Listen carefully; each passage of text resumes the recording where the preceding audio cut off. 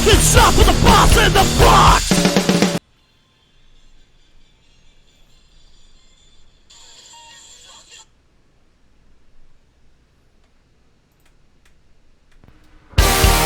Ladies and gentlemen, are you ready to talk some shop? The boss in the box!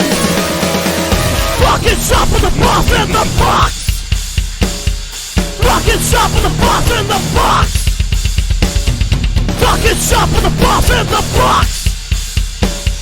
Fucking shop with the boss in the box! Oh, we're now loading the screen again. Oh, here comes that. Oh, snap, son! It is. Oh shit! Oh Everybody- shit! Brandon, it's your lovely Everybody face. know what time it is? Shop time. It's time. It's time. It's Talking Shop with the Boss in the Box, episode 72. Dude, time. every single episode we get is like the coolest thing ever. It's like a birthday present, man. Like every single time we get a new episode, we get here at 10:30 and we do our thing. It's like a birthday present where we just have to open it and just kind of unveil, what is inside. And this is exactly what we're doing for episode 72 today. And we are actually here by popular request tonight. By popular demand. Me and Brandon never thought we were going to be the kind of people that were around by popular demand. But this birthday present that we're giving to you this week, because we have weekly birthdays here on Talking Shop with the Boss in the Box, is a gift from our avid listener and constant podcast discussion group, shit poster, Jillian Curran. That's right. So she brought up something very interesting. So in our last episode, let's go to the way back machine to last week when we covered our Undertaker episode, and Remember last week? the Undertaker retired, and we had to actually cover that because it's big news. So we covered that in our last episode, all about the Undertaker, all our favorite moments, all our the worst moments, whatever. But the one thing we kind of failed to mention was a lot of Paul Bearer. Yeah. And Jillian was the one who brought that up. Absolutely. And what she brought up was, how come, I'm not paraphrasing, I'm kind of paraphrasing because I don't remember word for word, but she basically said, how come we haven't covered anything on managers, or how come we don't talk about managers? Now, Lunchbox, can you explain to our non-pro wrestling fans, the non-pro wrestling listeners on this podcast, on what a manager is in pro wrestling? A manager in pro wrestling is not only somebody who handles the business needs of the particular in-ring talent. What they do in addition to that is, for most of the in-ring talent that doesn't have the personality or the ability to speak on the microphone, is the manager acts as a mouthpiece and an advocate, as it were, for them. So what Brandon and I have gone and done, and Brandon would be my pleasant, popular presence of pure piss and vinegar, proactivity, perseverance, pride, posterity, and plagiarism. Brandon, is what we do. Yeah, you thought you were going to get away from that this week, didn't you? No dice, son. No dice. Lunchbox, you are my dissatisfied, disappointed, disapproved, dysfunctional, delusional, dumb, dead, brain damaged, and damned Dave, Mr. Usury. Brandon, here I am trying to pay you compliments and call you prideful. The only knock I took at you was plagiarism. But you're going to get on here and fucking call me dumb. And dumb. Brain dead. See, and I was going ahead and leave that alone because brain dead doesn't even start with a D. So, it's silent. Hey, man, we're both drummers, right? So that the brain in dead is like a ghost note. Fair enough. Ghost hit. So anyway, what Brandon and I have done is compiled a bit of a show about managers and what they mean to us. We do, of course, have our top-ranked managers, but as I just gave you the explanation of what a pro wrestling manager does, also known as a valet, escort, and I'm sorry, I have to interrupt you. Also, in pro wrestling, a manager is not named Karen. That we know of. Now, that being said, some federation has to come up with a Karen. And I'm sure if there is a Karen, Mike Vanek will happily let us know which Karen we are missing. But, you know, great managers go back to the days of one classy Freddie Blassie. I'm sorry, Brandon, what were you pouring there? Ladies and gentlemen, since I have to start taking diets and nutrition seriously, I actually poured a Sprite Zero Sugar into a double shot of Jameson. What are you drinking tonight, sir? I am drinking, as you can get at Tony's Rendezvous in Los Banos, courtesy of your boy Lunchbox, Santa Maria's Julicious New England style juicy IPA. That's Julicious, drank most importantly from my Abe Strong glass, because Abe Strong, you wish you were as cool as Abraham Guerrero. I want to take a moment to just kind of work with that name a little bit. Now the name Julicious. Can you say that in a Mike Tyson voice? Because that would be hilarious. Brandon, this is a Julicious beer. This beer is so delicious. I just want to eat it up, and I want to destroy it. Its buzz is impregnable. Its defense is insane. I want to eat its children. Praise be to Santa Maria Tappet. What? Delicious. It's so delicious. And Mr. Mike Vanek, he is drinking a gigantic 7-7. Cheers to you, my friend. Cheers to you, Mike Vanek. What's up, Lenny? Tristan out there? Hey. I miss the little Lenny. So we are talking about pro wrestling managers. It's something we've never covered before, and we're just gonna fly by the seat of our pants because we're fans, just like anybody else watching this. And if you're not, you might learn a thing or two about pro wrestling. Maybe we'll see. We doubt it. We have nothing to teach you about pro wrestling except for what happened. But Brandon, let me start off with this. What was the first time in your childhood that you saw a manager really matter? Oh, man. Things that come to the top of my head. Okay, let's see. Way back in the day, in the, in the 80s, early 90s, there was a little manager, and her name was Miss Elizabeth. Mm-hmm. The first lady of wrestling, Miss Elizabeth. So, the reason why she mattered is because she was a piece to the Macho Man Randy Savage, and and what I mean piece is she was part of the package of who Macho Man Randy Savage was. So as polarizing as Macho Man is, he could not have been exactly himself without Miss Elizabeth, at least at the beginning. So when she was there, she helped heighten who Macho Man was. So that was one of my very first memories of a manager, so to speak, because, with all these big sweaty men in underwear fighting for a belt, then you have this really quiet, pretty woman. It's like she stood out.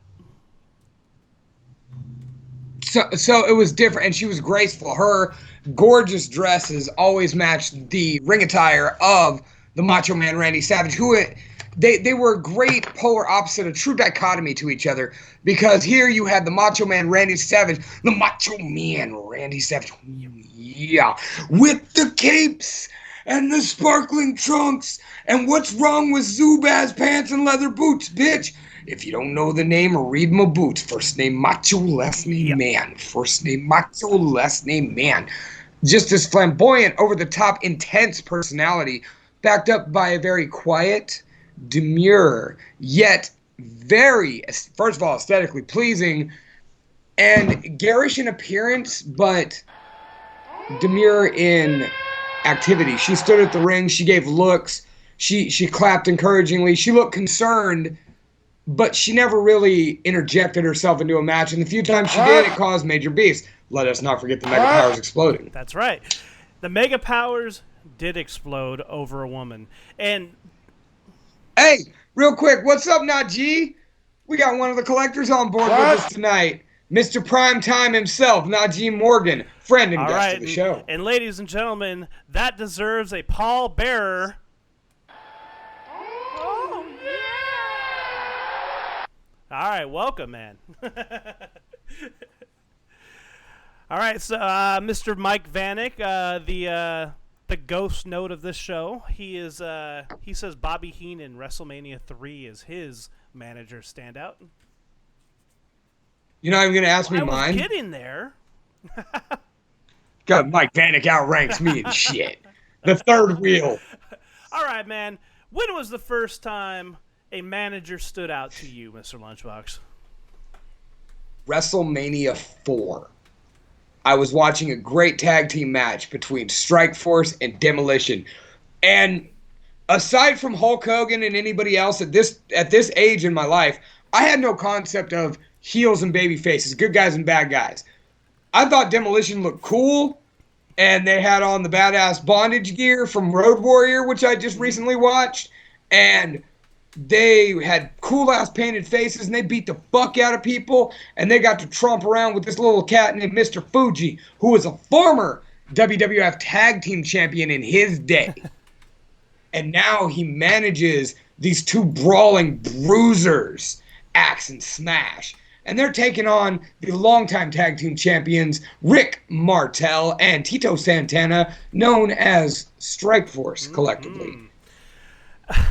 So, apparently, the Bruce Pitcher... excuse me, I can't talk tonight. I'm already getting hit by the Jameson. Apparently, Strikeforce... I think Bruce Pritchard said they were originally going to be called... I'm just taking a side note here. Day labor? Or, like something super, super racist. Someone go look that up and confirm it.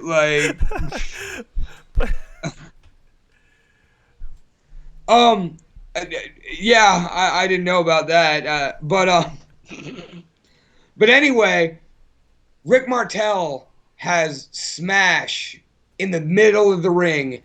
Or no, he has Axe in the middle of the ring and his finisher, Boston Crab. Mr. Fuji has got the ref distracted. And behind his back, the steel cane gets thrown by Fuji to Smash, who cracks Rick Martel into it. And they pin Strikeforce for the 1, 2, 3 and take their titles. Thus starting for, I believe up until the New Day broke it, the longest tag team title reign in WWF history. Absolutely. So wow, man, what a memory. Going down memory lane and remembering that as your first manager, profound experience. And as when you asked me the question, I was kind of racking my brain, what did I remember? What stood out to me the most? And, it could have been anything. It could have been maybe Luna Vachon and Bam Bam Bigelow. Maybe it could have been Harvey Whippleman. And I fucking hated Harvey Whippleman. Not because he was good at what he did, because I fucking hated Harvey Whippleman. What? And Mike Vanek, if you don't know, what was the name of the guy in ECW who looked like Harvey Whippleman? What was his name? I forget. Little skinny guy who used to just yell all the time. Hung out. Not Joey Styles. Hung out with RVD. Bill Alfonso. That was driving me nuts. I couldn't remember that for the life of me. But yeah. My whole Miss Elizabeth thing, that still to this day, my word of the day is profound. Okay. Before we start getting into our lists of best managers and worst managers Oh and yeah. all of that. Like, because I do want to know who you think just the most useless managers were. As a child, who was your favorite of the managers? Maybe maybe taking Miss Elizabeth out of the equation unless that's just Oh, the end all be all. who I gotta was? know. So okay, what context? Because who's my favorite of managers, or is it going to be more of the like? Because I have my list. I have my list in front of me. So This is just as a child. Remembering as a child when a certain manager came on screen, who like their entrance music hit, they appeared and started running their mouths. Who was your favorite? oh man. Uh, You want me to yeah, go ahead go and ahead go and go first? first because I really have to think about that one. In my opinion, there was none better than the Doctor of Style, Slick. Okay, okay. I loved Slick as a manager. Um, Racist connotations about his entrance video aside, and they were horrible. And his theme song, the Jive Soul Bro, the Jive Soul Bro. Like, it was always sick. And even though Akeem was ridiculous, I mean, the one man gang was awesome, and he even managed him as the one man gang. Big Boss Man got his first big shove under the tutelage of the Doctor of Style. Um, Warlord, Barbarian, when they broke up the Powers of Pain, they tried to when they went with Slick, that was when I knew they were a big deal. Like, cause I was like, oh great, they broke a tag team up. These guys fucking suck. No, they hand over the Warlord to Slick and Barbarian over to Heenan. Okay, so I got one for you because I'm trying to avoid using ones on my list that I have here. So the one that I remember the most that I absolutely loved every time they came out was Dink. Yeah, Dink. Dink. Does Dink count as a manager? Oh, he did wrestle though. He was a little person, but he did wrestle. But he also interfered in Doink's matches too. Well, management is more than interfering. Management is more than interfering. And you know that if you attended Blacklist Pro Wrestling shows. Because Solomon King is the fucking man. Like, the collectors are all incredible. They really, really are. Like, I love the group of the collectors. By the way, we're working on a special collectors meeting that I meant to talk about in pre-show. So, Brandon, let's talk about that after the show. Najee, if you're still there, hey, guess what? You're getting volunteered for something.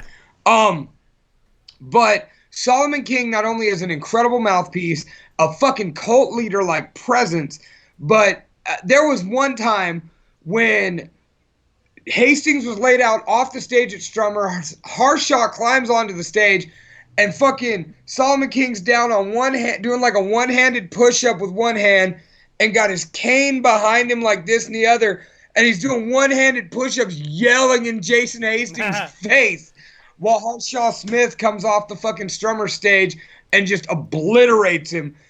And I remember talking to Mr. King after the show and was like, dude, like that was the motherfucking shit. My wife's over there filming live on my phone. You're, everybody's diving out the way. Fucking Hastings is laid out on the floor. Will's about to come off stage and you're over there on one hand fucking yelling with your cane, swinging with the other, doing push-ups and shit. And he's just like, I really did wonder how that looked. Like, right, so for the sake of Mike Vanek, I will change my answer because Mike Vanek, Mr. Ghost Note, also says that Dink was not a manager. So I will say. Oh, thank you, Mike Vanek. Thank you. I appreciate you backing me up on that one. And I will say Sensational Sherry. Okay. Because she at the time, dude, like she would like interject herself. She would get rough with the boys. You could hear her for miles. Yes. Oh yes, she was nice to look at too. I'll just say that outright. As a kid, I didn't think so. As a grown man, yeah, I'll co-sign that shit. Like I said, as a kid, I didn't think so. But as an adult, yeah. Like I was watching a match with her not too long ago, and I forget I think she was with Shawn Michaels, so she had the cut up pants with her thighs busting out and shit. And like I turned to my wife and was like, as a kid, I didn't like Sherry, but right now hot damn, dude. All right, so Mike Vanek has come through with his honorable mentions. No, no, no. He's not. He's just fly. Oh wait, he started with honorable mentions for not. Oh, sorry, Yeah, my bad. Go so ahead. he goes honorable mentions to non WWE managers. He picks Paul Jones, Skandar Akbar. Oh, okay. Jim Cornette. Wait, when you say Skandar Akbar, you mean the Grand Wizard, right? Yeah, I think that's what he means. Paulie Dangerously, best manager ever, he says, and Baby Doll. Baby Doll wasn't that good of a manager, He dude. was Like, just there for the most part. you know, if we're talking lady managers, like, and not upper echelon, like we just touched on two of those earlier. Missy Hyatt was a killer manager. Well, was this before or after the boobs? Yes. Okay. Anyways, so hey, man, do you wanna talk about the bad managers, or you want to talk about the good managers? Let's go with the bad. Yeah. It's always give me the bad news first. All right, so Mr. Lunchbox, I will give you the honor of going first because last time I went first and I just kind of took it from you. So I'm going to give you the honor of giving me your first bad manager.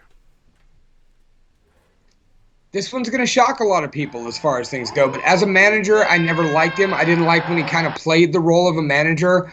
I preferred he stayed up there and worked from the office, and that is Eric Bischoff. What? Dude, I did not like Eric Bischoff as a manager. I liked him better as just a dirty authority figure. When he had to actually start being at the ring and walking people to the ring, he fucking sucked at it. Just like that. A fart in church. Yeah. I don't know. I thought he was pretty good, but I have to kind of go in the. I didn't think he was a manager. I think he was just a suit. Oh shit, Vanek told me I'm on drugs. No, dude, I mean, I know he was technically a suit, but when he started having to actually be a part of the NWO down ringside, like when it was up in the box, I was down with that. When it was backstage, I was down with that. But when it had to start interjecting into matches and he was actually playing the role of a manager somewhat, where he was outside the ring as a second, no, I don't like it. Vanek says Eazy-E is the Nan. So Eric Bischoff is a type of Indian bread? Good to know. Non. He's non. He goes great with a nice vindaloo and a great lamb curry stew. But no, dude, don't get me wrong. I love Eric Bischoff. Controversy Creates Cash is one of my inspiration books. But as manager, I didn't feel it. Sorry. Fuck off, dude. I can have an opinion. Oh, absolutely, my friend. Okay, yeah, he did manage the NWO. Okay, sure. But I don't know. I have to agree with you. I always saw him as a personality, but I never saw him as a manager personally.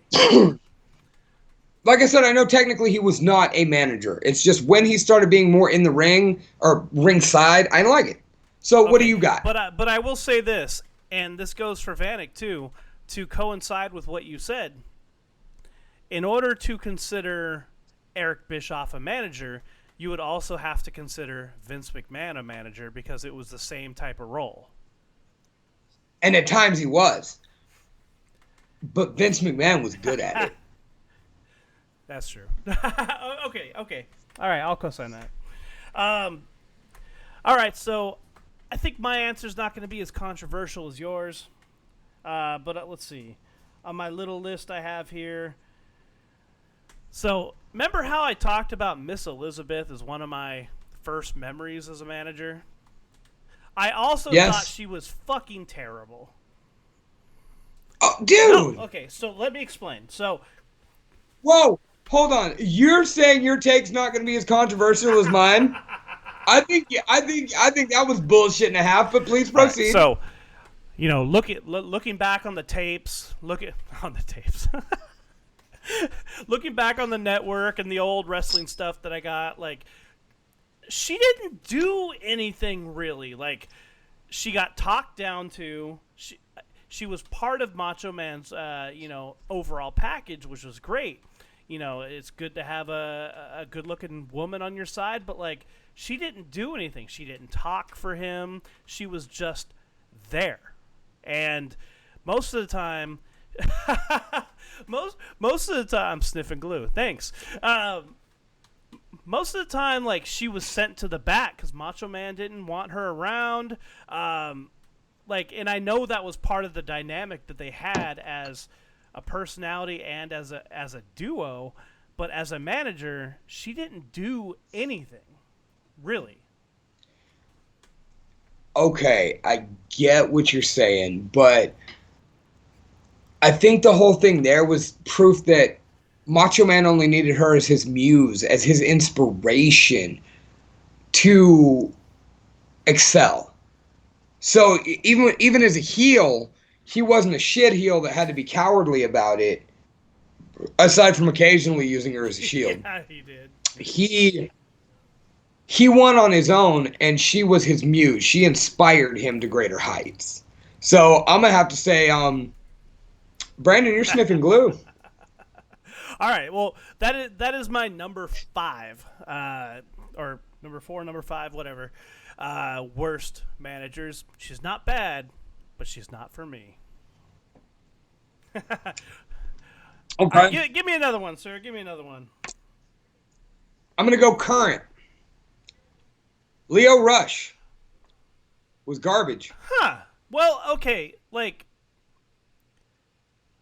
before you get into that, Leo Rush as Was garbage. okay. Yes and no, but look at what he was given. He was given Bobby Lashley, who looks like $1,000,000, but that's about it.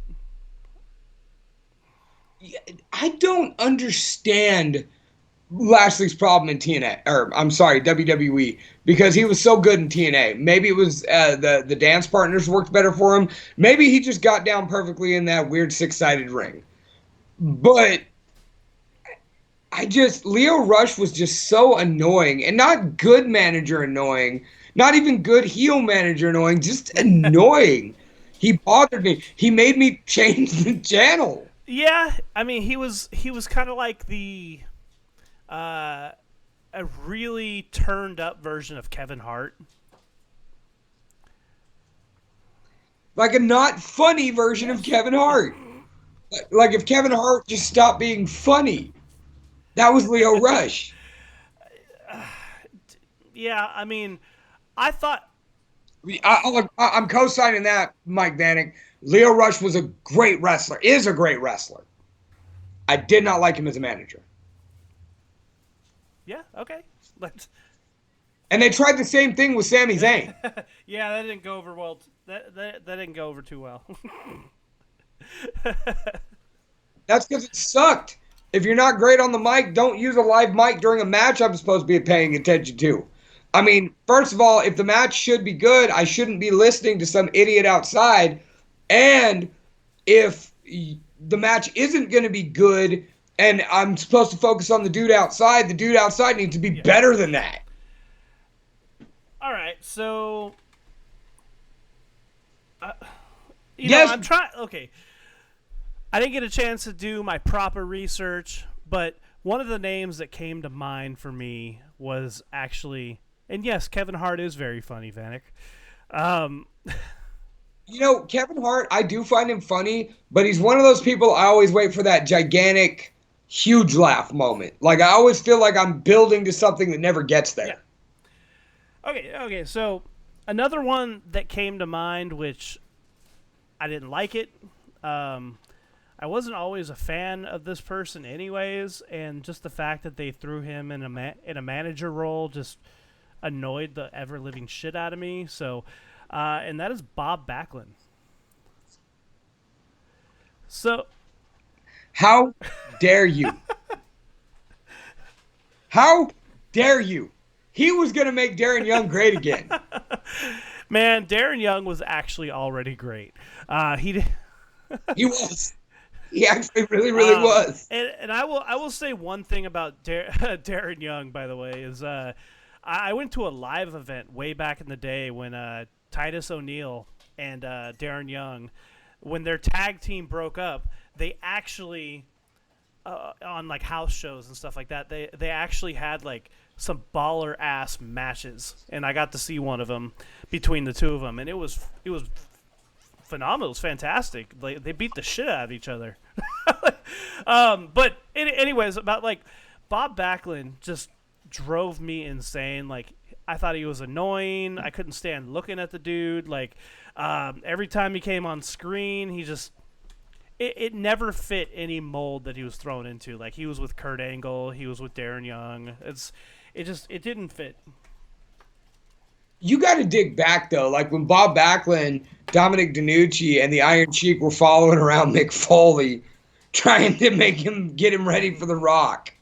Like Bob Backlund is a great personality. I love Bob Backlund. Like he was a chipper champion, 5-year champion in the WWF, and you know Sheik took it from him, Hogan took it from Sheik, and the rest is history. But when he came back and he did the crazy old man Bob Backlund, I loved it. And then when he was transitioning off out of the ring and into more of a backstage and management role, I dug it, dude, because he was that annoying. He did not fit the last couple eras he was in, but I enjoyed him in the late 90s. I really did. Yeah, I liked him as a wrestler, but as a manager, he just annoyed the shit out of me. Like I said, I liked him as a manager, just not the later incarnations of it. All right, hit me with that worst manager, man.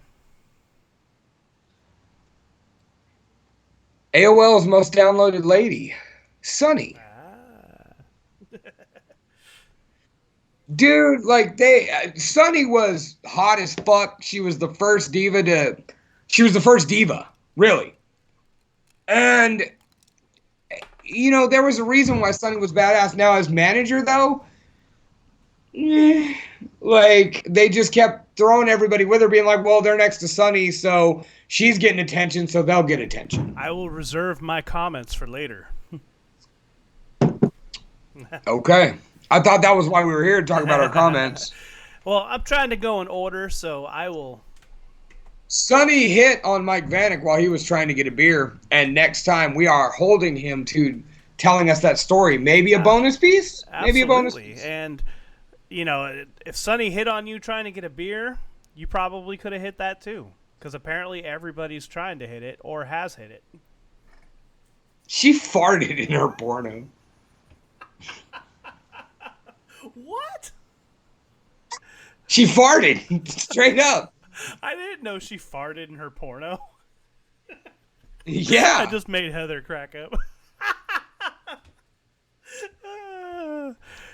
Okay, well, you know, if anybody wants to see a clip of that, hit us up. We'll find it.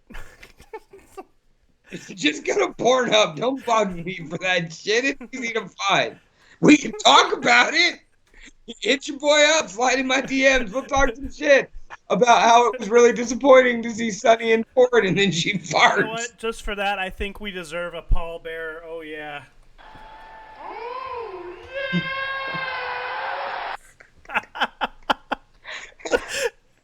Wait, what about that other noise that you had for this? Oh, yeah, here we go. And this is what Sunny did in her porno.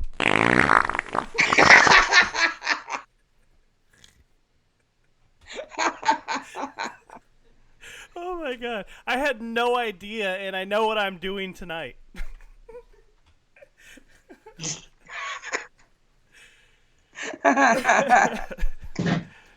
Mike Vanek, thank you for the directions in the group, even though I said it live on the show.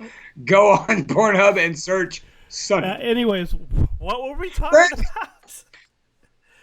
Worst managers. So aside from farting in porn videos, who's your next worst manager? Okay, so somebody whose farts probably do stink, and that's Vicky Guerrero.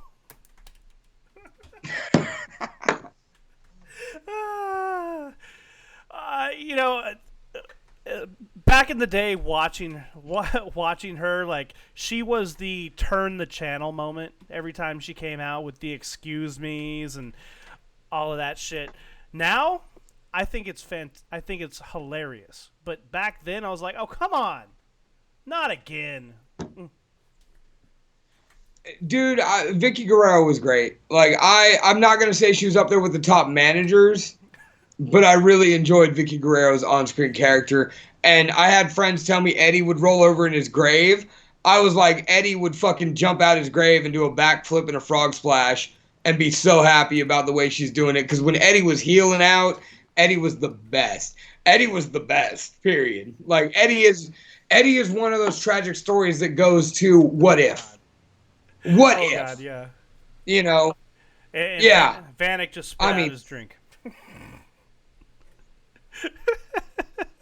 I'm glad we could help you with that, sir. Glad we could help. That was important. That's important to us here. Vanek spitting out his drink live on Talking Shop with the Boss Box, episode 72. It was pure annoyance factor for me. I thought she was entertaining. I think she's entertaining now whenever she comes back and does the nostalgia bits. Even in AEW, she's coming in going, are you kidding me? Because she can't say excuse me. So, I don't know. Entertaining, but annoying. I felt she didn't do much other than just yell and scream, and that's it. Her best work was as the general manager when she was going to marry Edge. That was her best work. As a flat-out manager, certainly not as good, but like I said, on my worst list, no. All right. No. Hit me with that other one, baby.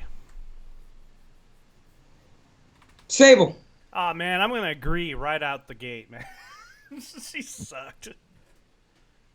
Yeah, I mean, she started with Hunter Hearst Helmsley, and then she's actually with her husband, Mark Marrow, and she got bigger than him, which, sad to say, man, that is failing as a manager. As a manager, just like as a commentator, your job is to get the talent over, as they say. You are to highlight the talent. You are to highlight who's in the ring, not draw the most attention to yourself. Sable did exactly that. I loved her as a wrestler. I really did. But as a manager, nah, she was just TNA, and she stole the show from somebody who was already struggling to not have the show stolen from them. Yeah, and you can obviously tell when she was out there as a manager, she didn't look like she wanted to be there half the time.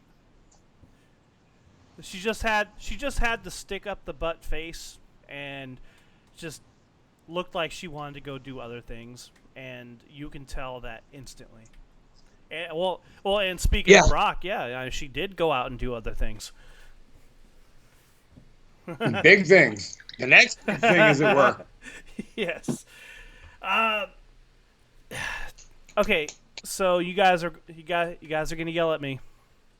I got another one you're gonna yell at me about. A manager I did not like as a manager. Now keep that in mind. When I say as a manager, I like this individual as a personality, as somebody other than a manager. Teddy. Same theory I have with Teddy Bischoff.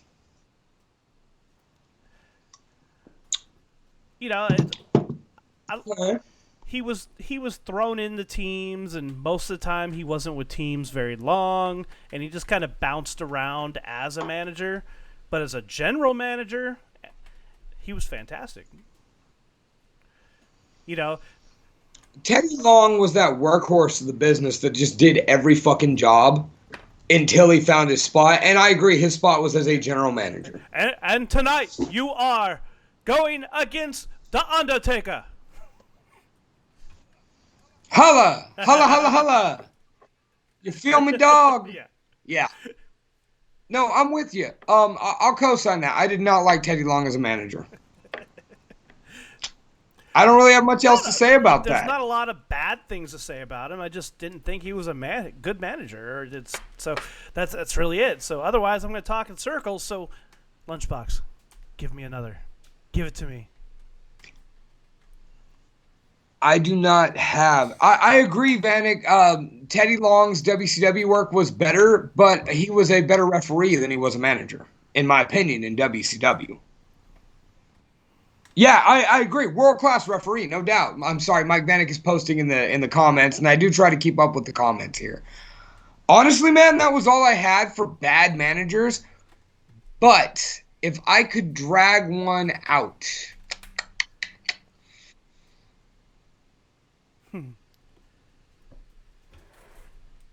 what? What? What?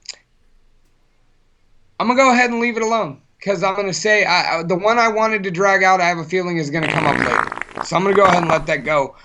But all right, Brandon, what do you think? Did you have another bad manager? No, but I will give an honorable mention to Harvey Whippleman because I just hated Harvey Whippleman, man. I wish I had a better description about why. Every wrestler he was with, and I think you could kind of see a pattern here. Like, it didn't fit. Like, Harvey Whippleman teaming with Adam Bomb. It's like, okay, some scrawny, scruffy dude in a suit hanging out with this, 6'7" like monster and nuclear monster. That's right. I don't know. Oh, you're one of those people. You say nuclear? Nuclear. Ladies and gentlemen, I hope you appreciate this last episode of Talking Shop with Boss the Box. Because I can't hang out with people who say nuclear on every Friday night. That's just, I don't know if I could do that. But that all being said, oh my God, I get that. What are some managers you think that were famous for only one person? One person, one team, but yet they were great. You know what? In order to say that, we need to go into our list of awesome managers. Hey, what's up, Nina? My favorite wench. Hope you're healing up great. I haven't seen her in a while. I haven't seen her in way too fucking long. All right, so you want to talk about a manager that's been with one team most of their career or so on? You know what? Damn it! Vanek, shut up! Yes, Paul Ellering. Yes. Was that? I think we were all going that direction. Precious Paul Ellering and the Road Warriors, or as I prefer to think of them, the Legion of Doom, better known as LOD. LOD. But that's not all, though. He also managed AOP for quite a while as well. So he was really into being paired with like intimidating, beat your ass teams. Well, Paul Ellering is a member of Mensa. Paul Ellering is a very intelligent, soft-spoken, educated, eloquent man. And he was running around with these two monsters, and he got out there and screamed apocalyptic bullshit in a very intelligent and subdued way. That's right. And when he would do that, though, like, sometimes he wouldn't even need to speak. He would just have to stand there and let his monsters just kick ass. Yeah. Yeah, and Paul Ellering was the shit. Like, that was someone I was mentoring, somebody else that I don't think deserves a spot on a greatest list, but definitely deserves a little conversation, is the one and only Captain Lou Albano. Did you ever watch his cartoon? Hell yeah! I just sang the fucking theme song at you.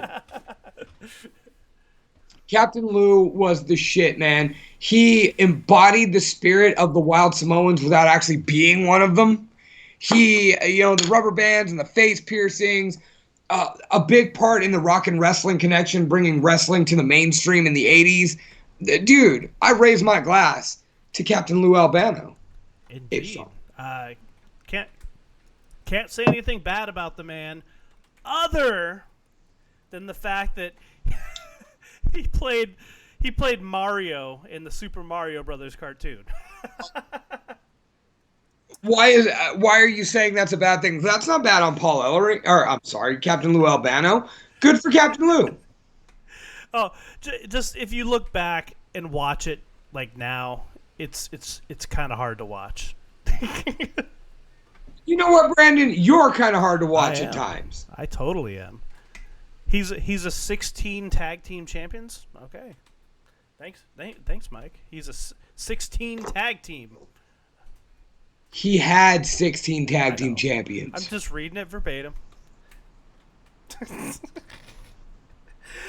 All right, man. So you got Captain Lou Albano.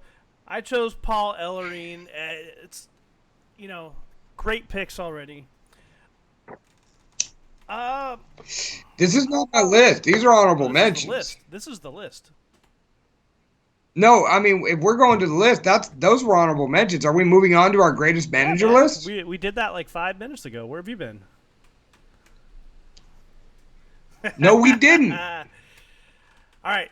Yes, Paul Ellering was on my list because Okay, so you have started your list quietly. All right. Well, Disco Stew doesn't appreciate trickery. you know what? No, it's not time yet. It's not time to do that yet. And by the way, America, fuck yeah. All right, so you threw on Paul Ellering on your list. Well, I guess I'll just go my number 5, which a lot of people will be mad that he's not higher up on my list. Jim Cornette. You know, I should have put his ass on my worst list, but I didn't. How could you put Jim Cornette on your worst list? You really are I sniffing fucking glue. hate Jim Cornette, man. I fucking hate Jim Cornette as a person, too. Now, that being said, as a manager in the late 80s, all the 80s, the early 90s, on into the 2000s, Jim Cornette was an incredible manager with an incredible mind for the business. And don't let him hear the horrible things you're saying about him, Brandon, or he'll have his mama come beat your ass. Yeah, I'm pretty sure he still lives at home with his mama. She lives with him at Castle Cornette, I'm sure. Okay. Well, regardless, I think he's a piece of shit human being. I'll just say that. I'll just say that outright. I'm not Do you really think he's a piece of shit human being, or do you just not appreciate the way he disses on some of our favorite wrestlers? Oh, there's way more than that. there's way Okay. more than that. Just his views on things, his views on wrestling, his views on politics, like all that stuff. He just seems like an asshole. He does seem like an asshole. But I know many an asshole that's still a decent person. Now he has a fat house in Louisville. Thank you, Mike. Okay. But anyways, I'm just going to walk away from that. Otherwise, I'll go on a tirade. I don't want to go on a tirade about Jim Cornette. I sold him a 20 sack of weed. What? Motherfucker, these are things you need to be writing down for when we bring you back on the podcast. You need to be able to tell these stories. I'm making sure I catch my notes on this. So I know what stories Mike Bannock has to tell us. So anyway, Brandon, who's your number 4 best manager? Well, I'm gonna have to go with Mr. Fuji. Mr. Fuji, really? And he managed the Berserker and Don Morocco. He You went with the Berserker? I thought we tried to hide that fact. He went with Demolition, The Powers of Pain, and Yokozuna. And that was my absolute favorite era when he was with Yokozuna. I really bought into the whole Yokozuna thing when he had Fuji with him. Throwing salt was one of my favorite gags as a kid. And he was funny too. Like when he would get hit, he would just make the funniest like facial mannerisms. I don't know, like shit like that. I was entertained. He was Pat Morita of the WWF. God, absolutely, man. Literally too. So yeah. He ran a 5K at WrestleMania 5. Wait, did he? They at least taped him starting it and taped him winning it. So he's no. I don't know if he actually ran the whole thing. He wasn't breaking his fight, and he did it in his tux. Oh yeah. Oh yeah. Well, he's no Mr. Perfect, so I think we know how that went. uh, He he won. did win. Show me video evidence that says otherwise. Uh, so yeah, I'm picking Mr. Fuji just because he's memorable, and he's done a lot in the business as well. Absolutely. Hit me Absolutely. with the good stuff, baby. Number 4, Paul Bearer. All right, Paul Bearer is also on my list. And ladies and gentlemen, if you are now just joining us, we are doing our top lists of professional wrestling managers. And we just went over our worst list, the list of managers we hated. And now we're doing our favorite list. And we don't tell each other the list ahead of time. So if we have cross selections, it happens. We roll with it. What number did I steal of yours? Actually, I didn't number them per se. So You went with the in no particular order Mike Vanek special? Okay. You got to do that. I mean, his favorite bands in no particular order are Nothing But Losers, Brutal Innocence, Damn, and anything involving Jason Graff. But usually, it's any band I'm in no particular order. yeah, I can see that happening. What? Yeah. Okay. So, Paul Bearer. Tell me about your Paul Bearer. Dude, after the introduction of The Undertaker with Brother Love, they give him this creepy little impish guy with a high-ass voice who is fucking creepy. And he fits the once again, the yin to the yang. The Undertaker says nothing and stands there looking ominous, moves slow in the ring, and then explodes into motion, whooping your ass in the process. All the while, there's this little man painted stark white like a corpse in a box going, "Oh, yes, my Undertaker. Yes." You know what this calls for, right? Yeah. Okay. Thank you very much. Dude, Paul Bearer, man. Like, okay, so Brother Love started The Undertaker. Paul Bearer made The Undertaker. Yes. Yes, the presence of Paul Bearer, both as The Undertaker's manager and eventually as his greatest rival alongside Kane and Mankind, which were the first two dudes to really push The Undertaker to his limits. Can we just give a shout out to the listener who commented about Paul Bearer earlier today? who said that I didn't like The Undertaker's manager. What did she say? Like in the 90s? You're like, no, that was Paul Bearer. She said they tried to replace him, like they tried to do a sort of like Aunt Viv on Fresh Prince, or yeah, or a Harriet on Family Values, where they just tried to insert somebody else and say it was the character, even though it clearly wasn't. And they didn't. They just Paul Bearer changed his appearance so much for that he looked like a different human being. He no longer talked completely in the high-ass voice. He actually had intelligible yelling conversations. Only in pro wrestling can you have intelligible yelling conversations. I do that my entire life, Brandon. You know what? Yeah. Yes, you do. Yes, you do. Yeah, man. So, like him coming back later on without his makeup, with his natural hair color per se, and like, a little bit skinnier. Like he transformed himself, and clearly confused somebody or a couple people that he was a completely different person. Which That's just like the Ultimate Warrior dying. Like it's a myth. Well, it's a myth. Apparently in Saudi Arabia they still think he's alive. So maybe he's in Saudi Arabia. I mean, if Ultimate Warrior is in Saudi Arabia, he's a king of some sort.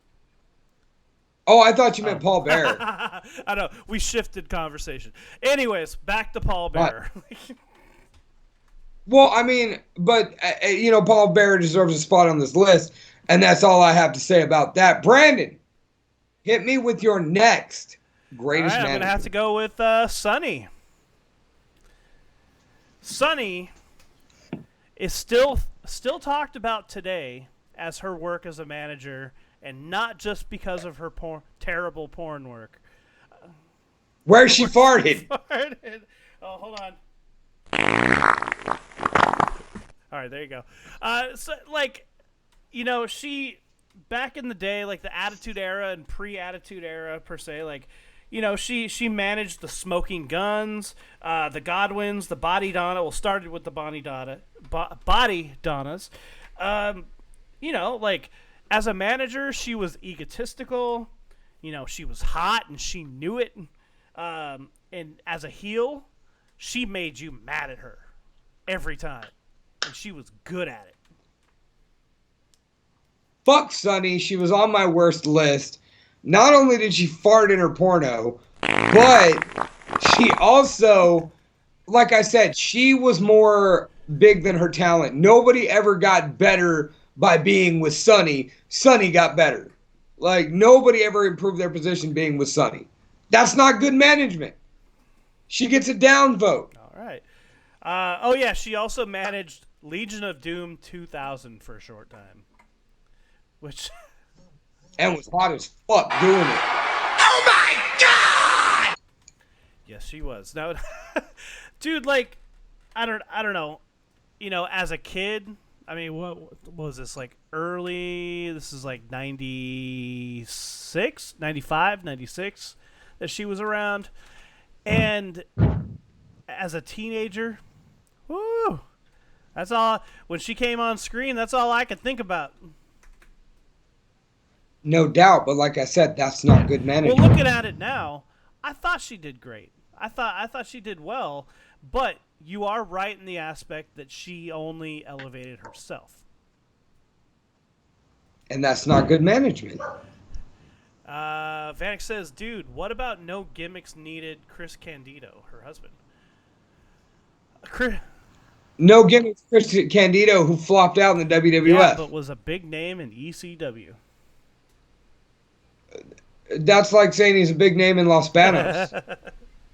So he might as well just be hanging out with us. Oh, wait. He can't. Oh, ouch. Ouch. Ouch. Too soon? Too soon. Too soon. Okay, Too so I soon. gotta argue with you about that. ECW, yes, not WCW big or WWFE big, but like, come on, man. Like, ECW had a large following. It wasn't... Dude, I'm running my mouth. I love ECW. I know that. But I'm just saying, like, Chris Candido got big in ECW and then they moved him elsewhere. The true point of how good you are is how good can you be everywhere. Not just in one place. If you're only good inside your comfort zone, you're not that good. Point blank. All right. Suck it. Well, Sonny did a lot of that.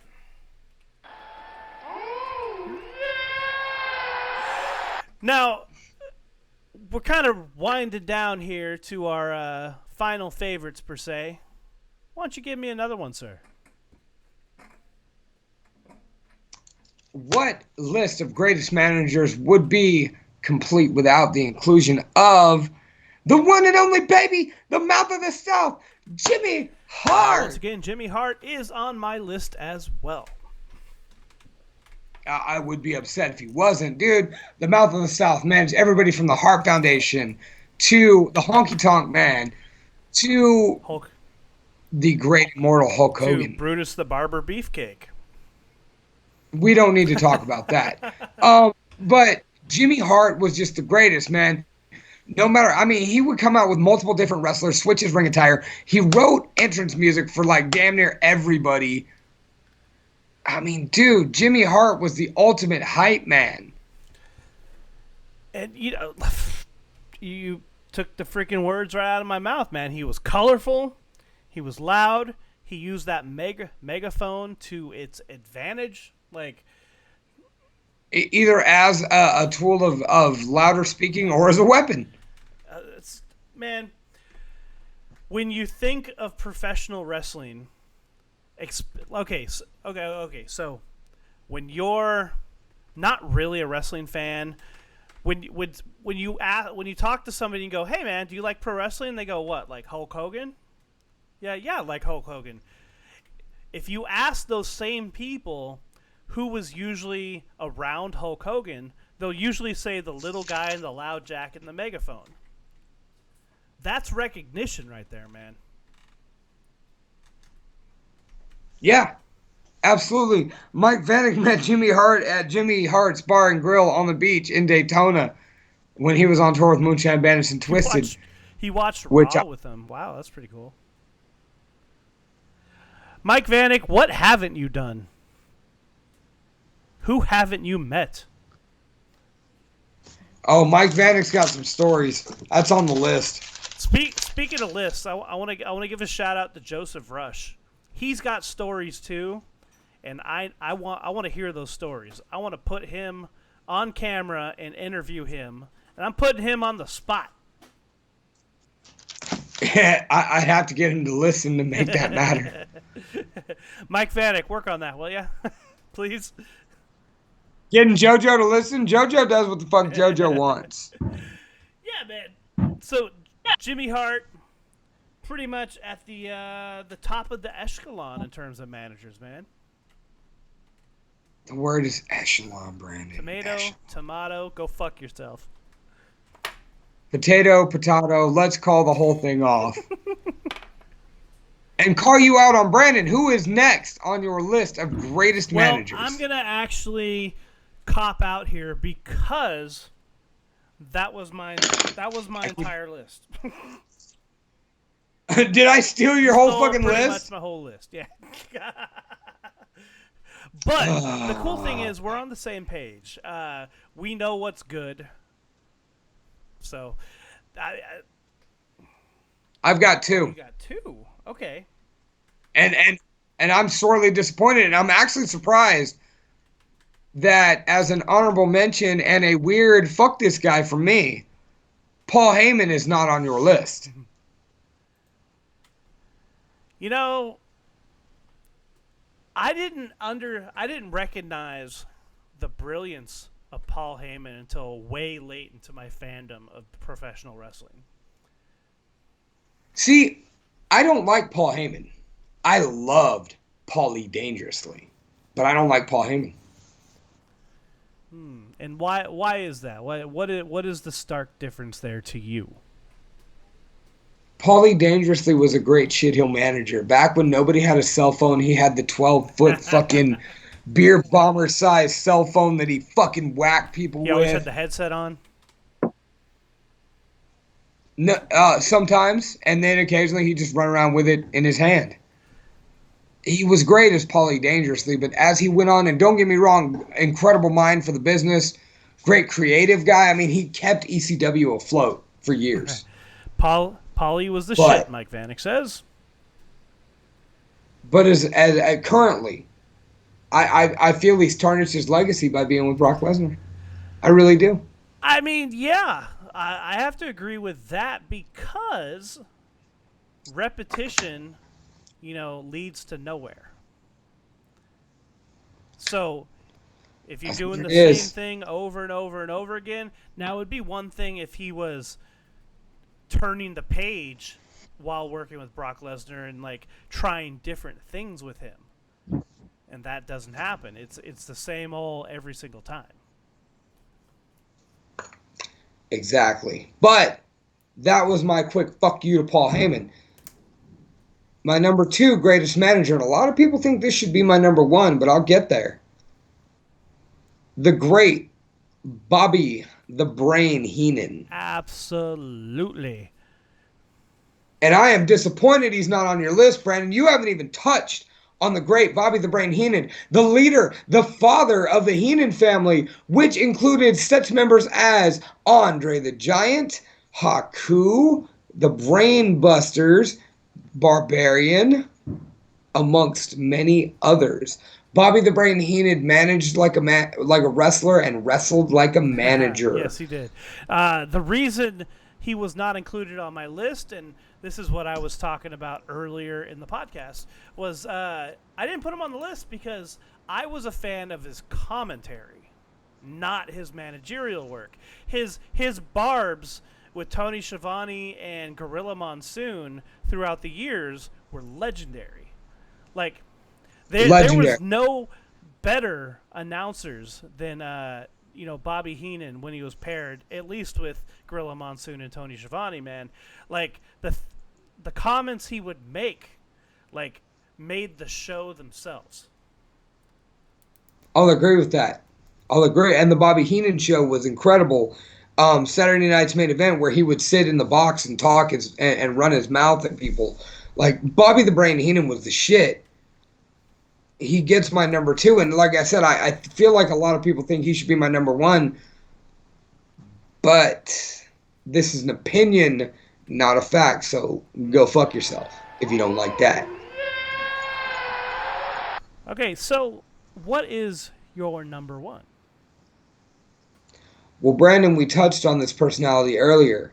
This person screamed and shouted their way into being known and heard a mile away. This person screamed and shouted their way and got themselves involved and helped make many a champion earn many disqualifications and even cause a lot of controversy. This person wrestled, this person managed, this person was a great personality who was never afraid to give it all to the wrestling business. And I am really disgusted that you misogynistic bastards never mentioned her on your list this week. Ladies and gentlemen, I am talking about the great, scary Sherry Martel. Okay. Getting into... and she's your number 1, huh? Over... Number Wow, I'm actually 1. surprised. Over Bobby the Brain Heenan. You know, man, what really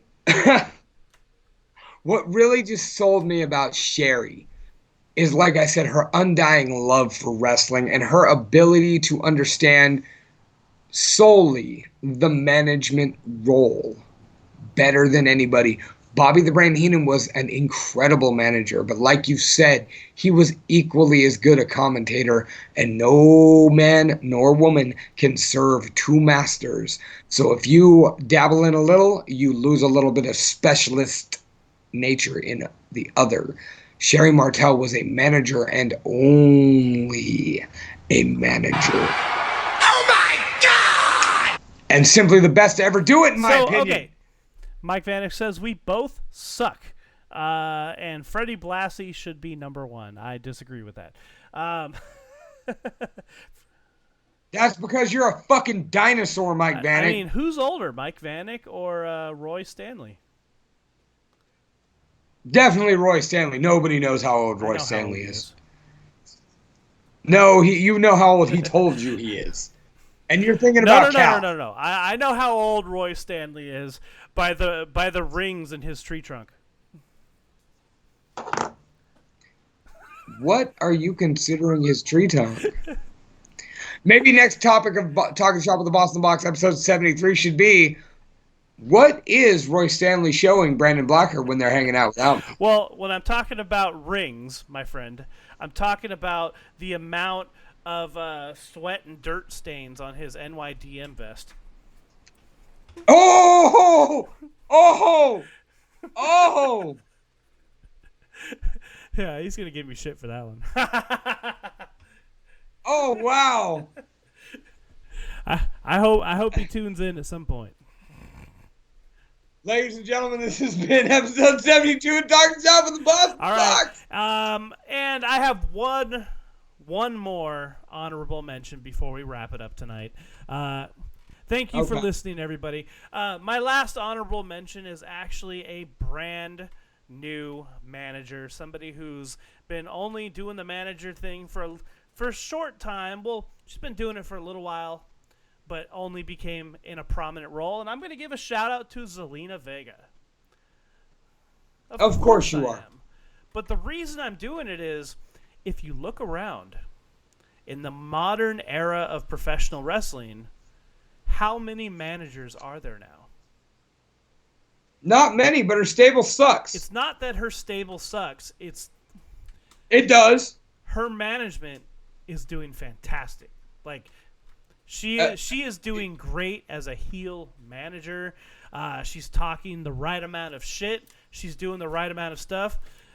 Again, this is just an honorable mention because I keep telling you, we're not going to get her to listen to the podcast just so you can try to woo her. Well, This ain't going to work. I don't want to get beat up by Tommy End, man. Fucking Aleister Black. Sure you do. That'd be a great story. Yeah, okay, that's true. And then I said something to Zelina, and then I turned around, I got roundhouse kicked, and everything went black. It was weird.